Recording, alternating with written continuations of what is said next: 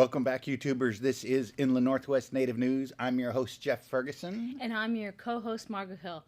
Gesquokst. Good morning. We want to give a shout out to James Abrahamson Jr. and James Abrahamson Sr. Live from Keller, Washington. They're tuning in to Inland Northwest Native News. Also, we want to give a shout out to Francis Alt in Elmo, Montana. He said, good job, Inland Northwest Native News. You got cute knees tuning in.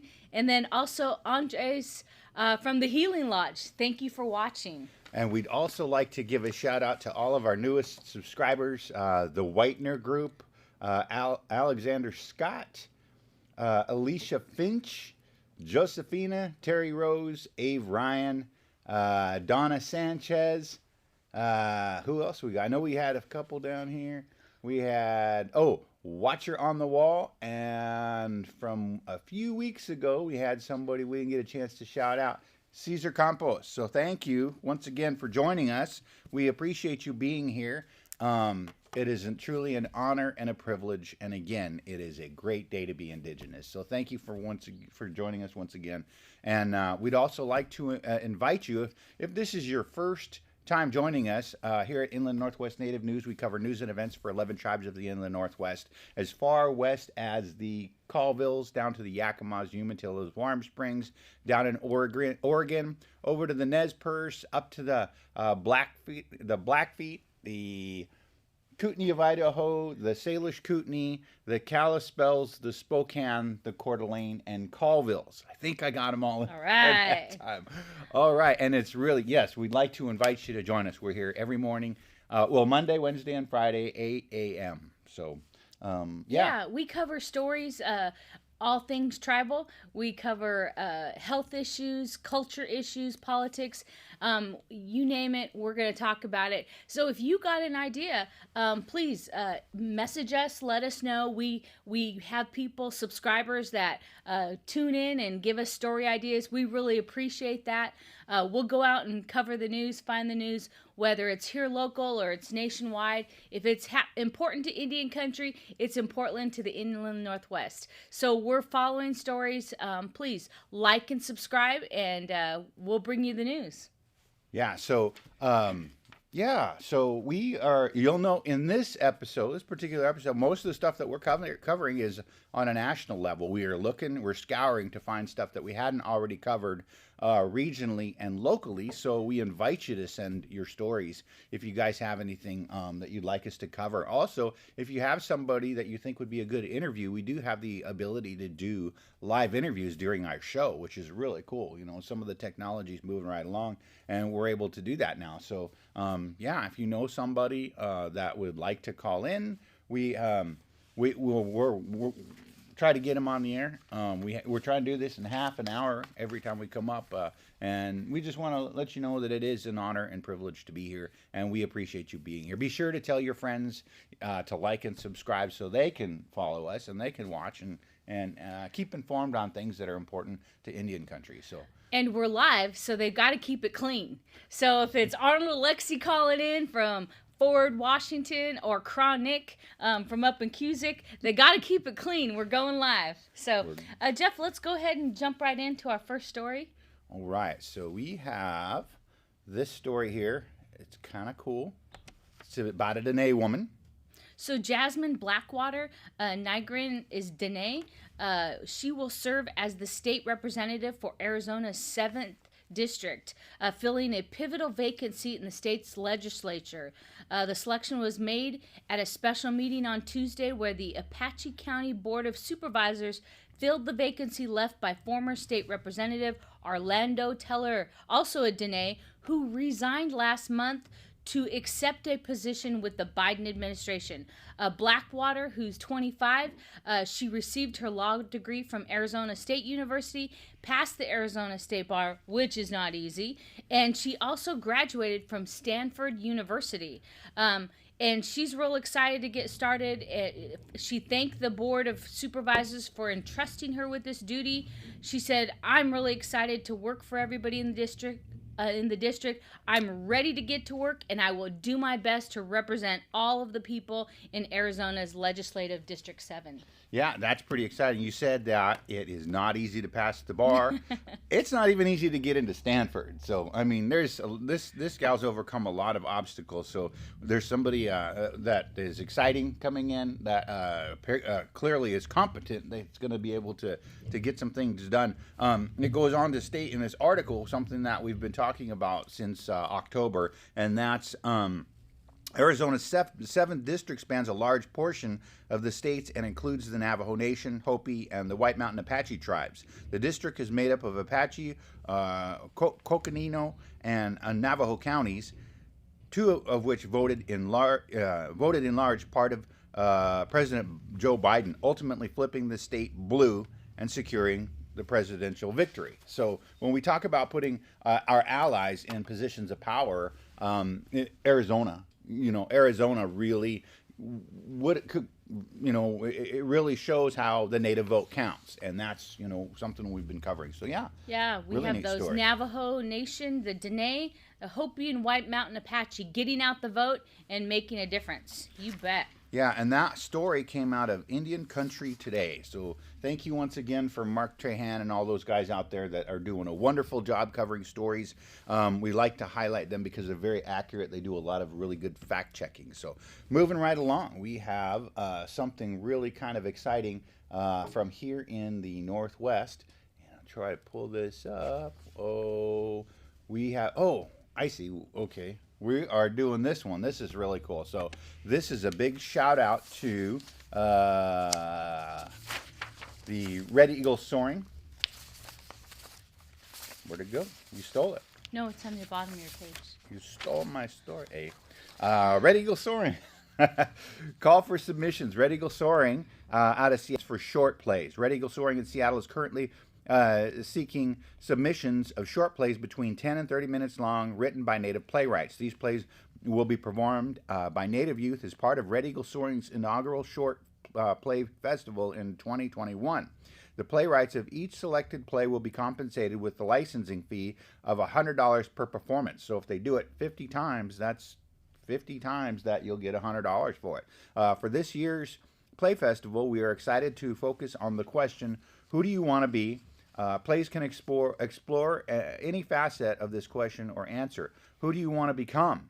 What challenges or obstacles are you facing to become that person? When do you want to become that person? Are there other expectations or obligations that wish to define you differently? Please keep in mind your submissions. In your submissions that the plays will be performed by predominantly youth actors and via online platforms like Zoom. We are excited for plays that feature multi-generational casts and stories that young actors can relate to. So there's a whole list of things it's not a huge list, but some of the things that must be included, but there's the contact information. We'll leave the contact and the flyer link in the description below. That is Russell Brooks, a good friend of ours, and Red Eagle Soaring. So if you know those guys at all, they do wonderful productions. They really throw their whole heart into it, and this is really exciting because if they end up doing this play over and over and over again, over the short period of time, it could actually add up quite a bit, and it's a good way to get your name out there. I know we have Native American playwrights is something that we've really been looking for, and I know that one attorney gal, I always forget her name, but she shows up down at AT&I all the time, is a playwright, and they had her play going, I think it was going down in Santa Fe when we were down there. I'll have to look that up. I'm getting old. We might have to submit our own play, Jeff. We have lots of challenges and obstacles we face in our own right, and so maybe we'll have to write a script in our spare time. In our spare time. All right. So, moving right along, we have a nice story here about Billy Frank Jr. So, let's see if we can pull that one up. There you go. Yeah. So Billy Frank was a Nisqually tribal member. He was known across the country for advocating for the environment, for fighting for fish. They are looking at, it's in the final stages, they are looking at, there's a bill that would place a statue of Billy Frank Jr. in Statuary Hall in the U.S. Capitol. That would replace the bronze image of pioneer missionary Marcus Whitman. That has represented Washington State since 1953. Yeah, Jeff, Billy Frank is a legend here in the Inland Northwest. He fought for the environment, particularly for fish habitat. Back in the 60s and 70s, the fish wars, Billy Frank was a leader of that movement. And so a shout out to him. Yeah. Yeah, that the whole fish wars, Billy Frank Jr. has become synonymous with the fish wars. You cannot talk about the fish wars without talking about Billy Frank Jr. And he had left a legacy that was pretty impressive. So we have a cute little cartoon. This one came out of the Seattle Times. And let's see. Hey, Billy Frank Jr., what if I told you someday your statue will be in the U.S. Capitol? I'd say you were smoking the funny stuff. Great cartoon. Thanks for Aaron Maher posting that, so I got a chance to see that. Jeff, when I went to University of Washington, they had all the native students take a ichthyology, fish science class. And so Billy Frank Jr., came and spoke to us. He talked about having tea with the queen. And that, there's folks now, like Al Gore and different folks that are looking out for the environment. But Indians have been on the forefront. We've been stewards of the environment, looking out for the rivers and the salmon and water quality. But we're excited. How poignant is it that they are replacing a colonizer missionary,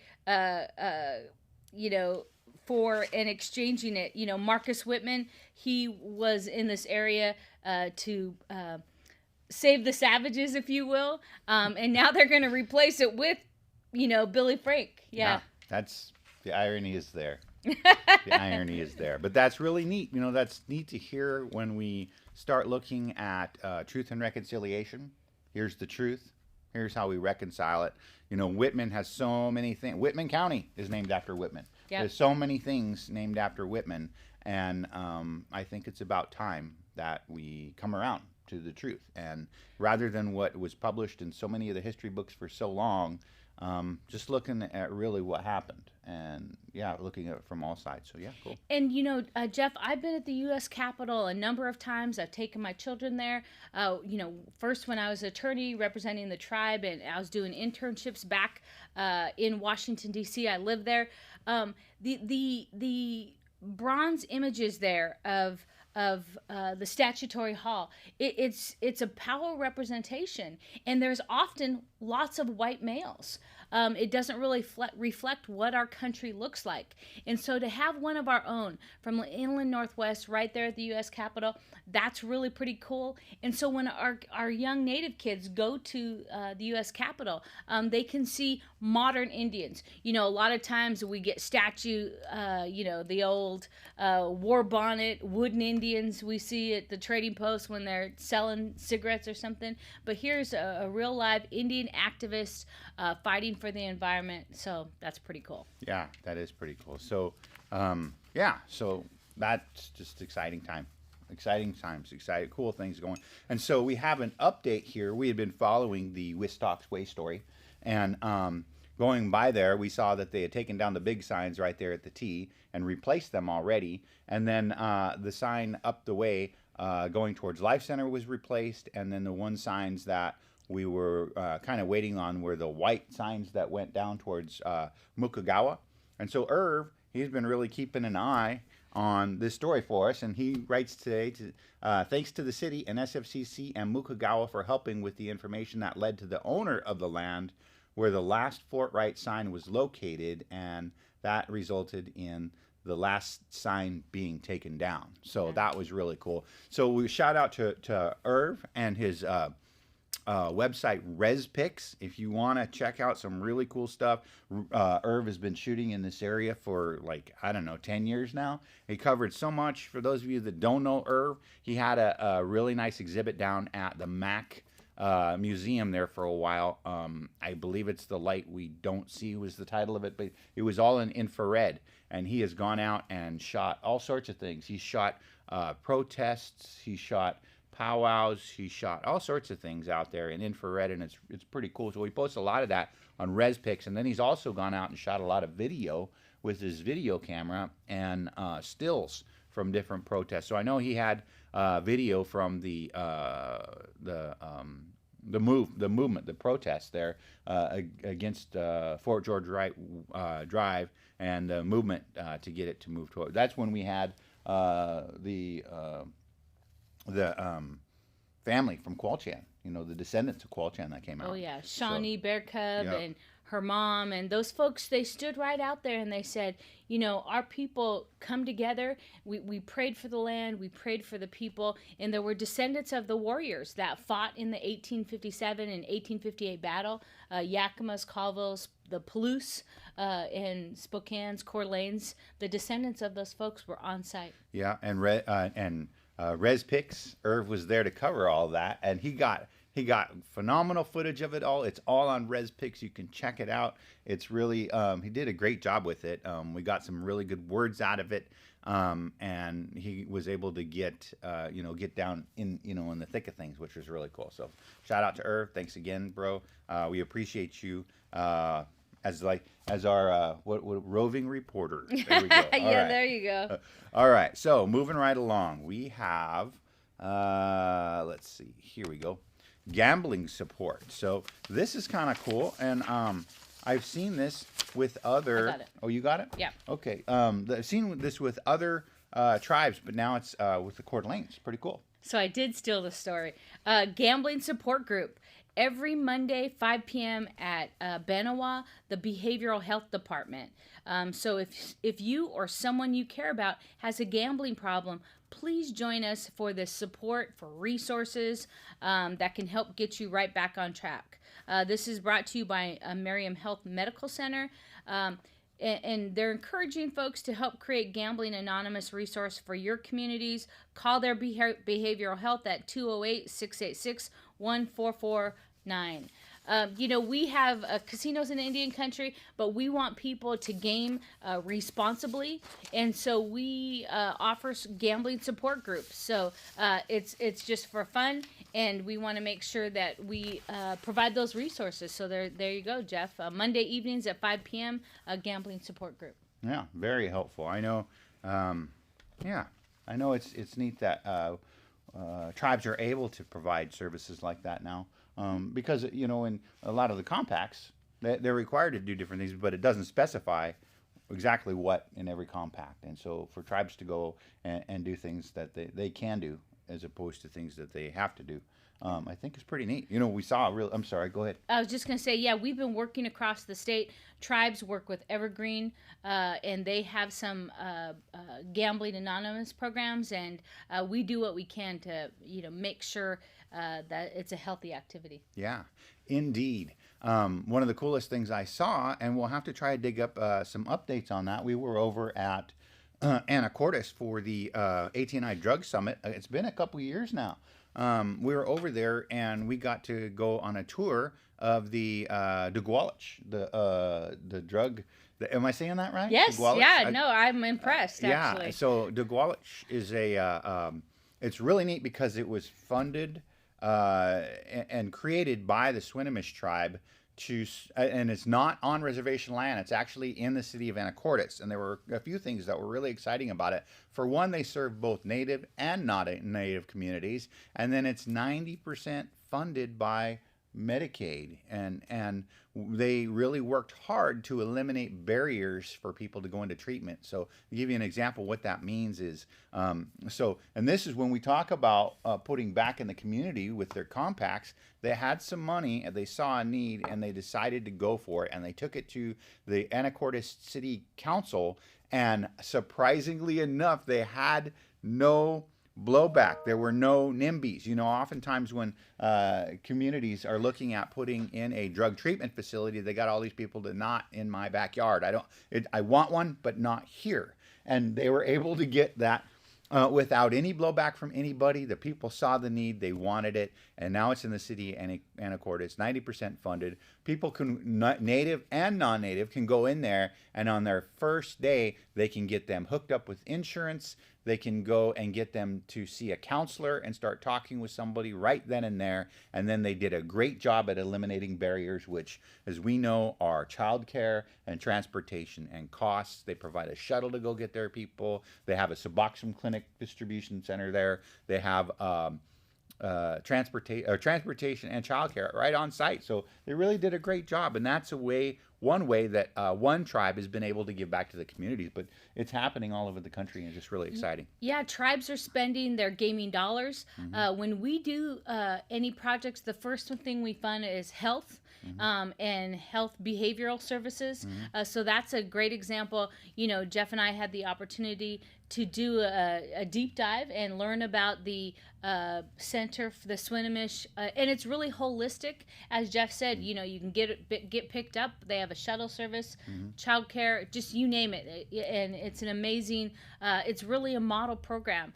So when you get a chance, check that out. And look at you using planning lingo, NIMBYs. Look at this guy. He's picking up a few things here. Well, and there. I was, we got a tour from John Stevens, who is the executive director over there, the guy behind the curtain, if you will. And he just went ahead and took us through the whole thing and gave us a really good insight to it. So in the very beginning, he was explaining to us how that tribe found this building that used to be a fitness center, and it was foreclosed on. It was being foreclosed on. And so they took a building that was inoperable and made it operable, and they converted it, and then they got all the inspections and everything from the FDA, I guess, had to come out, and then somebody else did too. I think they said somebody like ATF had to come out to inspect the security of the Suboxone distribution portion of it. And they had one of those laser vein finders that was really weird, and it's just really weird. I had never seen anything like it. They also had amazing billing insurance folks.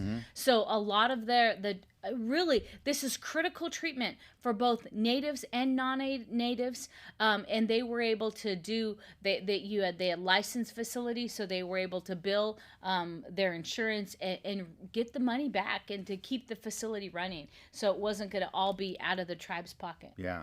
So that was just from inception, from the idea all the way through execution, worked out really well. And I do have to point this out before we move on. They filled to capacity within 6 months, and we're already looking to expand. Yep. That was really exciting. So anyhow, we'll have to catch up with those guys. That was pretty exciting, I thought. Anyhow, so moving right along. Speaking of coastal tribes, we have this story that came out in Indian Country Today again, but I've also seen it in a couple of days. It came out in Seattle Times, but I liked this photograph that they had in Indian Country Today. Coast Salish Art Changing the Seattle Waterfront Narrative. So the name of this piece is Family, and it's a set of three 15-foot welcome figures by noted artist Quasius Sean Peterson of Puyallup. Is to be installed at Pier 58 on a park line promenade schedule to be completed in 2023.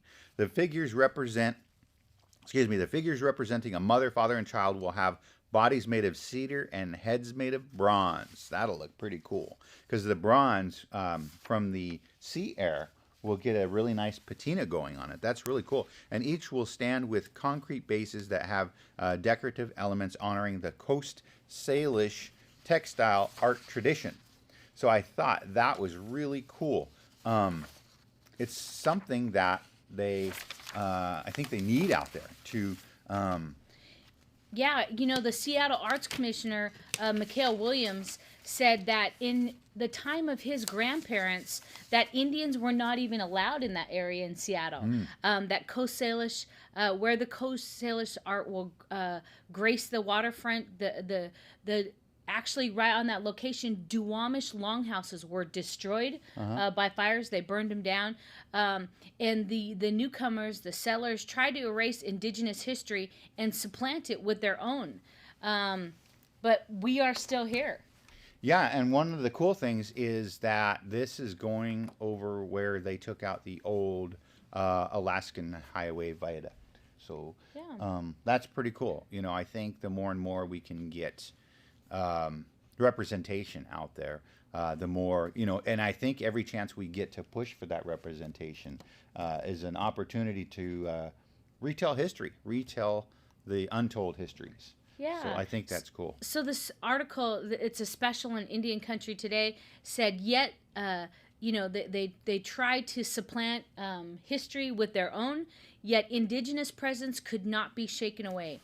Not by the racism, not by oppressive policies, not even by the raised highway that rumbled with traffic along the waterfront from 1953 to 2019. Yeah. Yeah. So I'm excited. You know, my kids go, our big kids go to school right there in Seattle at UW, and they were aware of this history, and now they can walk down and see indigenous cultures represented right there at the shores of Seattle. And I think that we are at a point where there is so much movement, especially here in Washington State. We have had a lot of support for a lot of things: missing and murdered indigenous women, salmon restoration, removal of the dams. Just the list kind of goes on and on. And these things have taken decades and decades to get to. You know, about 6 months ago, I had the opportunity to meet with a committee over at Gonzaga, and they asked me, they said, you know, we kind of have this tainted name from the back in the mission school era and that kind of thing. So they asked me, how can we go about overcoming, you know, kind of easing the pain on that? And one of the things that I recommended was doing a land acknowledgement for everything that they did, and including every time they met, whether it was for some type of banquet or seminar or basketball game, even doing a land acknowledgement right then and there. But the other thing that I said that they should do, because they had just recently acquired the property, the waterfront property down in Seattle, and so now they have this property that they can build a Gonzaga branch at. So I told them, I said, if you're gonna do this and you're gonna do it right, as Indian people, I think we would really appreciate seeing a museum, a cultural museum dedicated to the Duwamish people, right there at street level on the ground floor, so people can go and appreciate the people that were originally there, and have a big land acknowledgement on the side of the building kind of thing. And I just thought that was neat that they even considered that and were listening to my ideas. So for a long time, we didn't even have a seat at the table, and now so often we're getting called to the table. It's really cool. So. And representation. Our young children can walk in public spaces and see our art and see representation from Seattle to the U.S. Capitol. It's a great day to be Indigenous. Hey, Jeff, I just want to mention a few. Tomorrow there's going to be an Indigenous chocolate masterclass. That's going to be online, so look for that. And the other thing I want to mention is that today at 11 o'clock, I'm going to be doing a workshop for Native college students on how to apply for scholarships. You know, there's a lot of money out there. We brought you some of those stories, from the American Indian College Fund. And if you don't get a link to that, or maybe we can put up a video version of it. Yeah, and so schools have scholarships. They have programs. You know, I got through Whitworth University, and they found me funding. They went out and found that funding for me to get into there. And then Gonzaga has funding too that they can do for different programs, depending on what program you're getting in. But we cannot overlook American Indian Graduate Center. They're funding undergraduates now. So, and they just got that big award from I gotta know Jeff her name. Bezos' wife. I gotta know her name though. I know. I'm sorry. It's not right to keep calling her Jeff Bezos' ex or wife. whatever. Yeah. So we'll have to. Yeah. But there's scholarship deadlines coming up at Eastern Washington University, at Whitworth, at Gonzaga. The Falls all have scholarship funding, and so we're going to do a workshop on that today at 11. All right. Well, I think that's about all the time we have. Again, we thank you for joining us. It's such an honor to be here, and we hope you have a great day. And again, it's a great day to be Indigenous. We raise our hands to you. Nemeth Weechdeman. Lemlemsh.